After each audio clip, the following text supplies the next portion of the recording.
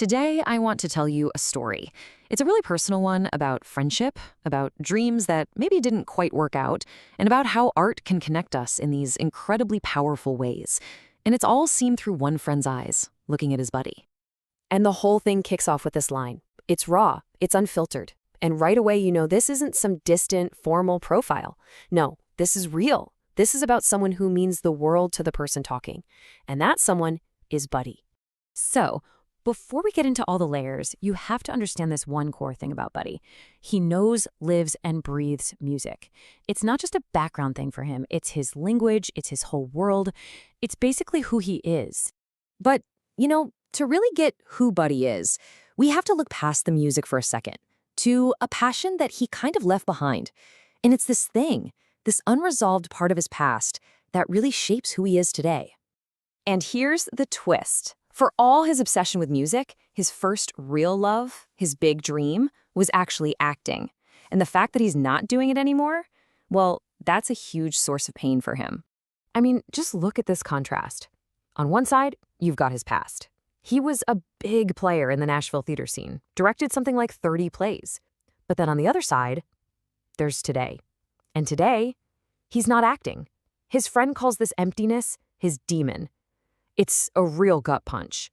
And this quote just nails it. It perfectly captures their whole dynamic.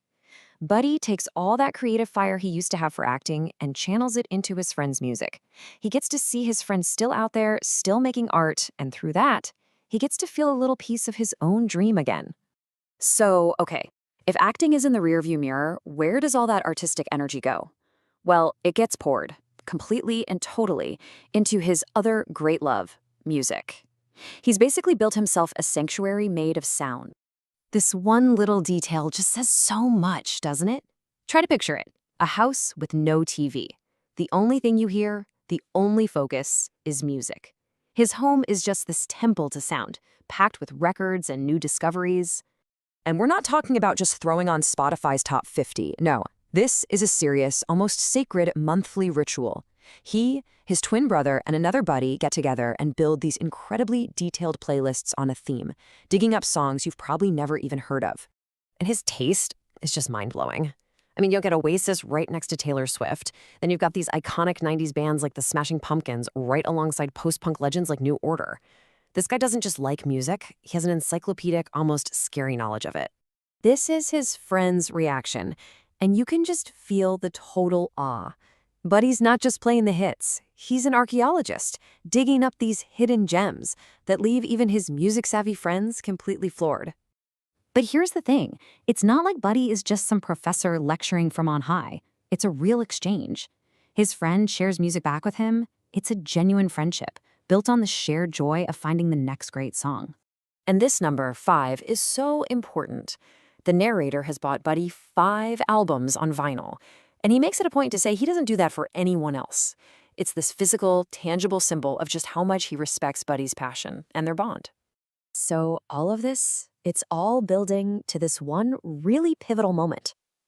Think about it, when your friend is this knowledgeable, this passionate, and is kind of living his own artistic dreams through you, well, their opinion carries a ton of weight. It's the ultimate test. So that's the million-dollar question, right? After everything we now know about Buddy, the lost dream of acting, that incredible ear for music, how invested he is in his friend's success, what happens when he's finally face-to-face with his friend's own art? And here it is, the moment of truth. The narrator plays him his band's music, shows him the whole slideshow. It's a hugely vulnerable moment, putting your art out there for the one person whose opinion might just matter the most. And Buddy's reaction, it's instant. It's from the gut. It's not some thought-out technical critique. It's just a raw emotional response to what he just heard. Powerful stuff. But this is the detail that says it all. The music didn't just impress him on some intellectual level. It moved him. For a guy who's haunted by his own artistic past, to be moved to tears by his friend's creation, that's everything. And calling that a big compliment feels like the understatement of the year. Coming from Buddy, the music encyclopedia, the former director, the friend who's poured so much of his own artistic soul into him, this is more than just praise. It is profound, absolute validation.